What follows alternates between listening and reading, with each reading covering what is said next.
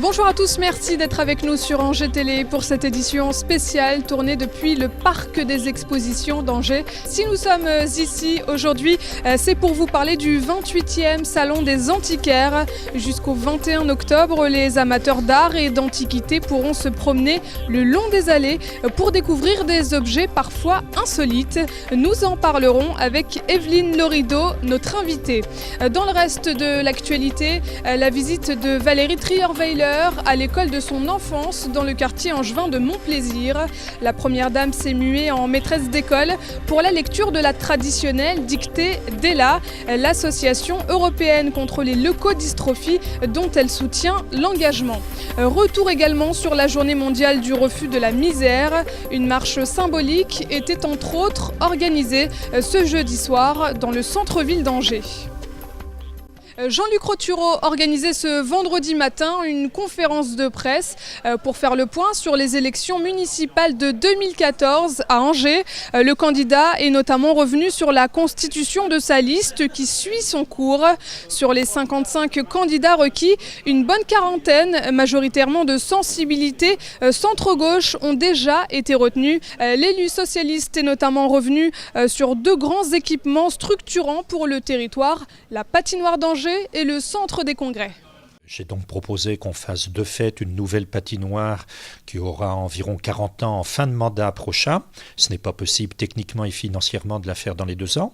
J'ai proposé qu'elle soit localisée plutôt vers le multiplex Gaumont, au cœur à la fois de la faculté du campus universitaire et dans ce nouveau quartier des Rives Nouvelles.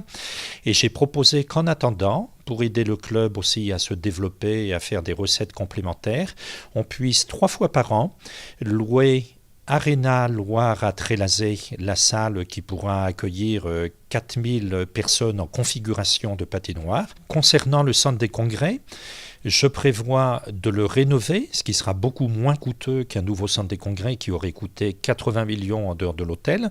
Ici, une rénovation doit pouvoir être contenue dans une enveloppe bien inférieure aux 25 millions qui avaient été estimés. Mais je propose aussi qu'en termes d'annexe, nous rachetons le cinéma des variétés, ce qui permettrait d'animer la façade du boulevard Foch.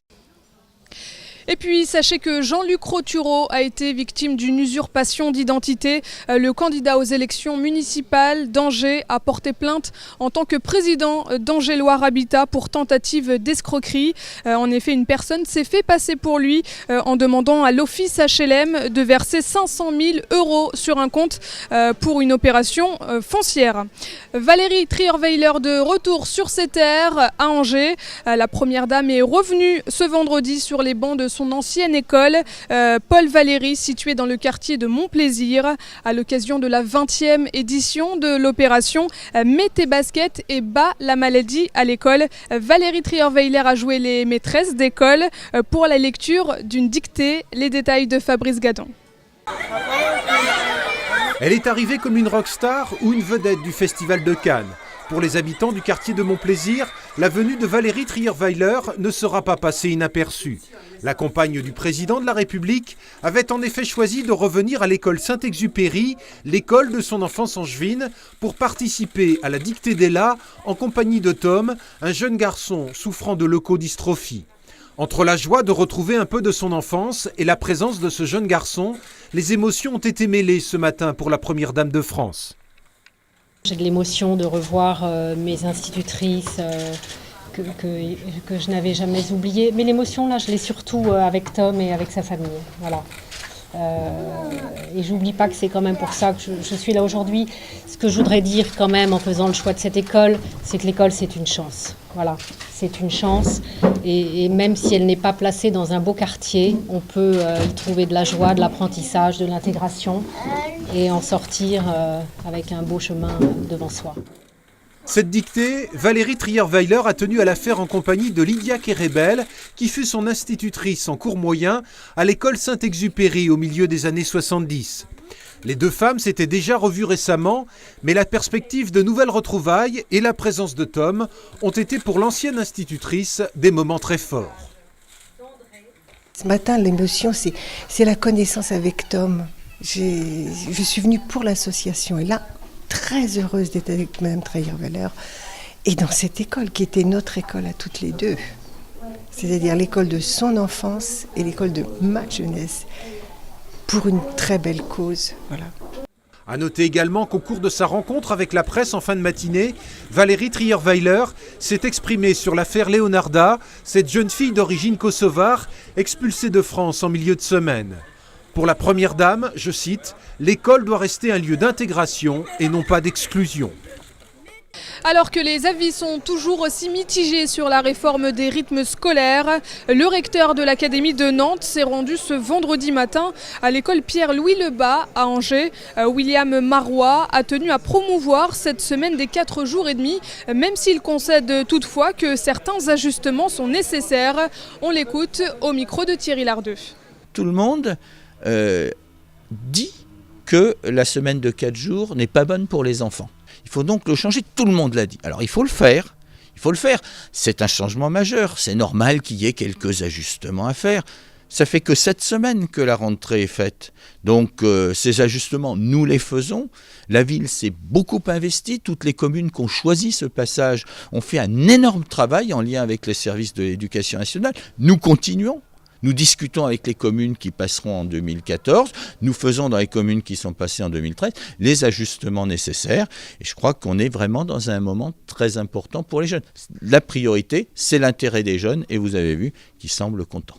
Comme dans de nombreuses autres villes en France, une marche symbolique était organisée ce jeudi soir à Angers dans le cadre de la journée mondiale du refus de la misère.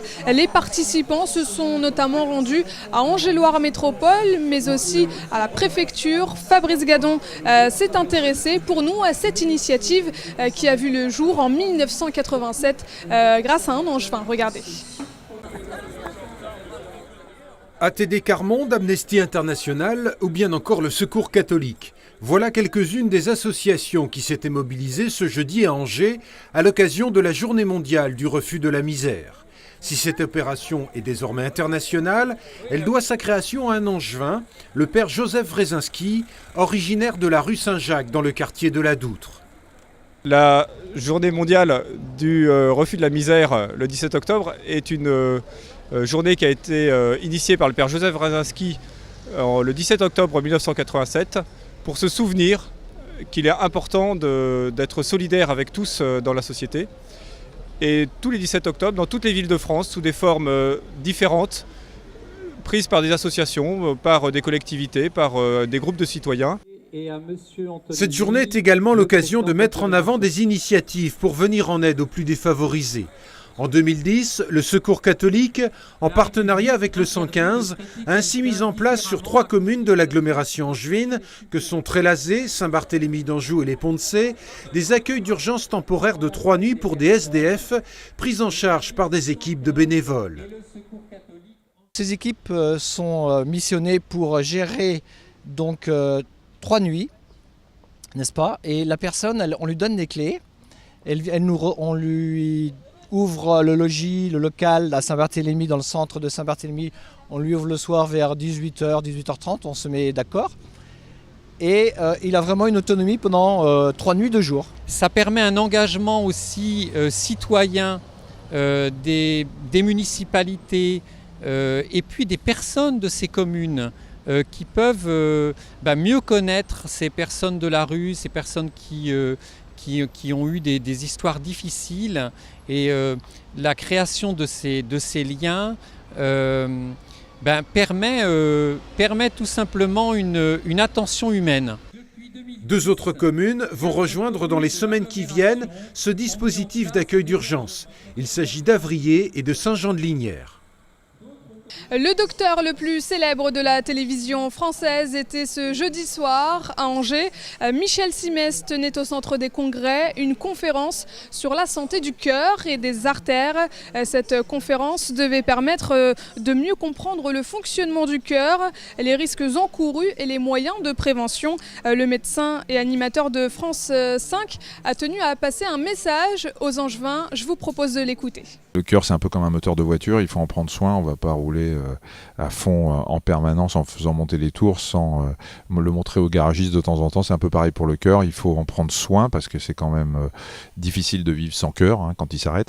Et il y a plein de petites choses qui, dans la vie quotidienne, peuvent être améliorées pour que son cœur et ses vaisseaux nous tiennent en vie longtemps et en bonne santé surtout. Les Français ne savent pas, ils sont les 2/3 à ne pas faire d'activité physique du tout. 2/3 des Français sont sédentaires. Or, le cœur, il a besoin aussi qu'on le force de temps en temps un petit peu. Et si on se mettait à faire un peu d'activité physique, 30 minutes par jour de marche, un peu rapide ou pas, vous augmentez votre espérance de vie de façon très importante.